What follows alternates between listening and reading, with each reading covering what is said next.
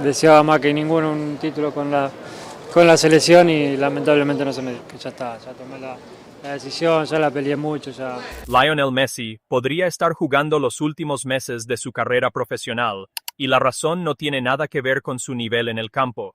Tiene que ver con algo que sucedió hace apenas unos días, algo que ya está cambiando la forma en que se habla de su futuro dentro de la selección nacional.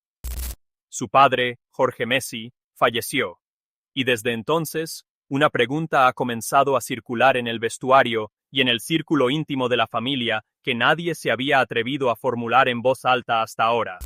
Sigue leyendo, porque al final de este video entenderás exactamente cuál es esa pregunta, por qué es más seria de lo que nadie admite públicamente y por qué las próximas semanas podrían revelarnos más sobre el futuro de Messi que los dos últimos mundiales juntos. Esto no es un titular para generar clics, es real. Jorge Messi tenía 68 años. Y para entender por qué su muerte impacta de una manera diferente a la esperada, hay que remontarse a una versión de esta historia de la que casi nadie habla. Una que no comienza con trofeos, sino con una fábrica en Rosario. Jorge no era un experto en fútbol. Trabajaba en una fábrica de acero. Pero en su tiempo libre, hizo algo que acabaría cambiando la historia del fútbol, aunque nadie lo supiera entonces. Llevó a su hijo menor a entrenar. Y lo que sucedió en los años siguientes es la parte de la historia que la mayoría de la gente pasa por alto, porque no es tan llamativa como un balón de oro. Cuando a Leo le diagnosticaron una deficiencia de la hormona del crecimiento, la mayoría de las familias habrían aceptado las limitaciones que esto conllevaba. Jorge no. Empezó a llamar a puertas, y finalmente tomó una decisión tan drástica que incluso ahora cuesta comprenderla del todo. Trasladó a toda la familia al otro lado del océano, a un país donde casi no conocían a nadie, basándose únicamente en la apuesta de que un club de Barcelona estaría dispuesto a pagar el tratamiento de su hijo. Sin contrato, sin garantía, solo la convicción de un padre de que valía la pena correr el riesgo. Aquí es donde la mayoría de las versiones de la historia de Messi se detienen. Un padre apuesta por su hijo, el hijo se convierte en el mejor jugador del mundo, y fin de la historia. Pero ahí no es donde empieza lo interesante, sino donde empieza a ponerse interesante.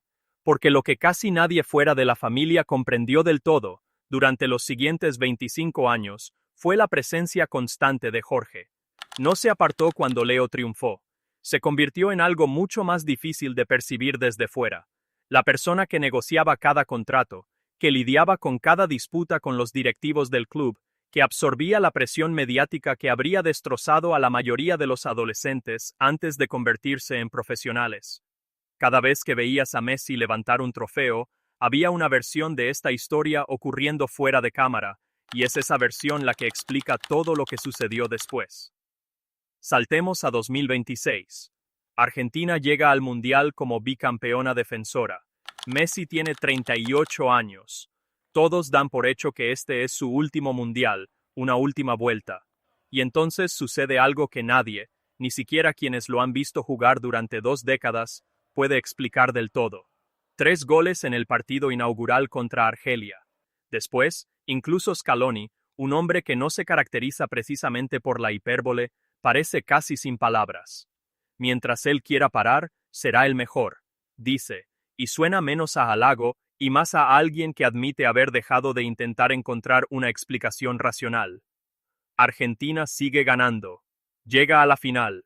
Y aquí es donde la historia da su primer giro inesperado, porque no termina como nadie lo había previsto. Argentina pierde 0-1 contra España. El bicampeonato se les escapa en el último partido. Scaloni rompe a llorar en la rueda de prensa posterior. Y en ese momento, todos dan por sentado que saben cuál va a ser la noticia más importante del torneo. Se equivocan. Porque la verdadera historia aún no había sucedido. Apenas unos días después de esa final, mientras Argentina aún intentaba asimilar la derrota, llegó la noticia que lo cambió todo. Jorge Messi había fallecido. Tenía 68 años y había estado luchando en silencio contra una enfermedad que, al parecer, ya había estado afectando a su familia durante gran parte del torneo, sin que la mayoría de los aficionados se dieran cuenta. Y de repente, la derrota contra España ya no parecía lo más importante, porque ahora Leo no solo lidiaba con la pérdida más dura de su carrera reciente, sino que, en esas mismas semanas, perdía a la persona que había hecho posible toda esa carrera. ¿Y qué pasó después? Aquí es donde debo bajar el ritmo y tener cuidado, porque es precisamente en este punto donde la especulación suele apoderarse de la conversación, y no quiero hacerles eso. Messi no dio una rueda de prensa. No se derrumbó ante las cámaras. Lo que hizo fue mucho más discreto, y sinceramente, eso es parte de lo que hace que este momento se sienta tan diferente a todo lo que hemos visto de él antes. Según varios medios y personas cercanas a la familia, empezó a circular el rumor de que Messi había compartido en privado su dolor y su incertidumbre sobre lo que vendrá después, con sus allegados. Pero aquí es donde debo ser sincero. No hay ninguna declaración oficial confirmada del propio Messi, ninguna cita exacta verificada, publicada en ningún sitio. Así que, en lugar de poner palabras en su boca, centrémonos en lo que sí sabemos con certeza, porque incluso sin una sola cita, la situación en sí es enorme. Esto es lo que sabemos. Antes de la muerte de Jorge, ya había una pregunta crucial en el horizonte para la selección. ¿Sería esa final contra España la última vez que veríamos a Messi con la camiseta de Argentina? Le preguntaron directamente a Scaloni. Su respuesta lo decía todo sobre la incertidumbre que reina incluso entre las personas más cercanas a Messi. No tengo ni idea, no sé qué decir porque nunca deja de sorprendernos, así que no lo sé. Esa es una pregunta para él, no para mí. Ahora, imaginen esa incertidumbre y añádanle la pérdida de la única persona que ha estado al lado de Messi desde antes de que pudiera jugar profesionalmente. De repente, la pregunta ya no es solo ¿volverá a jugar con Argentina? Es algo mucho más importante. Y ahora mismo, hay una sola persona en el planeta que sabe la respuesta, y aún no la ha dicho. Hablemos de lo que realmente nos diría la verdad, porque aquí es donde muchos canales empiezan a inventarse cosas, y prefiero darles las señales reales a las que deben prestar atención. Messi todavía tiene un contrato vigente con el Inter Miami. Eso no ha cambiado. No ha habido ningún anuncio oficial de retiro, ni por parte de él, ni de nadie de su entorno. La próxima prueba importante se acerca.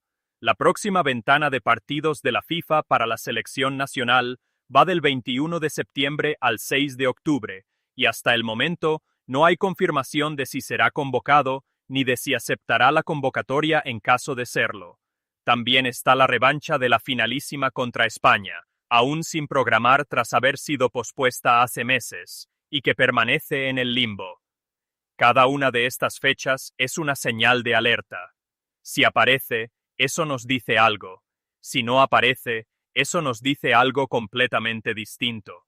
Pero hay un detalle que complica aún más la situación y que la mayoría de los medios que han cubierto esta historia han pasado por alto. Messi no es la única figura clave del fútbol argentino que enfrenta un futuro incierto. El contrato de Scaloni como seleccionador finaliza en diciembre. No ha confirmado si continuará.